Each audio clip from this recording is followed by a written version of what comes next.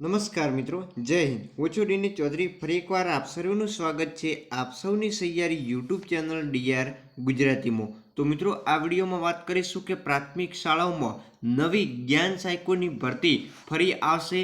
School four excellence સિવાયની શાળાઓમાં શિક્ષકોની ભરતી કરવાની રજૂઆત કરવામાં આવી છે અને મોટા પ્રમાણમાં ખાલી જગ્યા હોવાના કારણે જે શાળાઓને સ્કૂલ ફોર એક્સેલન્સમાં સમાવેશ નથી કર્યો એ તમામ શાળાઓ પ્રાથમિક એટલે કે ધોરણ 1 થી 8માં નવી જ્ઞાન સહાયકની ભરતી આવશે.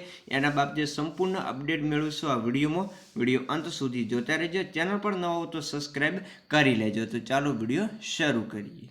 તો મિત્રો, વાત કરવામાં આવે તો સ્કૂલ ફોર એક્સેલન્સમાં સમાવેશ નહીં થયેલી શાળાઓમાં શિક્ષકોની ખાલી જગ્યા 50%થી પણ વધારે થવા પામી છે.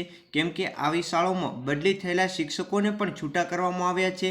ત્યારે શાળાઓમાં જ્ઞાન સહાયકોની તાકીદે ભરતી કરવાની માગણી પ્રાથમિક શિક્ષણ સંઘ દ્વારા કરવામાં આવી છે.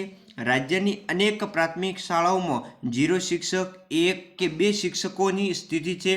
ત્યારે સ્કૂલ ફોર એક્સેલન્સમાં સમાવેશ નહીં કરેલી આવી શાળાઓમાં અભ્યાસ કરતા વિદ્યાર્થીઓનું શિક્ષણ બગડે નહીં એ માટે વિદ્યાર્થીઓને જે પણ શિક્ષણ છે એ માટે જ્ઞાન સહાયકોની ભરતી ત્વરિત ખૂબ જ કરવા માટેની અગ્રિમતા આપવામાં આવે એવી શિક્ષકોની માંગ ઉઠી છે.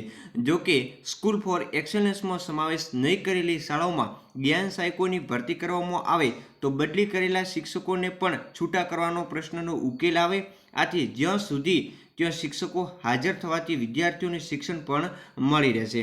આથી ગત વર્ષ 2017માં જે રીતે બદલી કરેલા શિક્ષકોને એટલે કે તમામ 100% શિક્ષકોને છૂટા કરવાનો નિર્ણય લીધો હતો તેવો જ નિર્ણય ચાલુ શૈક્ષણિક વર્ષમાં લેવામાં આવે અને શિક્ષકોને બદલીવાળા સ્થળે હાજર કરવામાં આવે. સાથે સાથે જે પણ શાળાઓનો સ્કૂલ ઓફ એક્સેલન્સમાં સમાવેશ નથી થયો એવી તમામ શાળાઓમાં જે જ્ઞાન સહાયકોની ભરતી કરવામાં આવે એવી માગણી કરવામાં આવી છે. તો આગામી સમયમાં શું નિર્ણય લેશે એની અપડેટ પણ ફરી તમને આપીશું. ત્યાં સુધી જય હિન્દ, જય ભારત. Thanks for watching.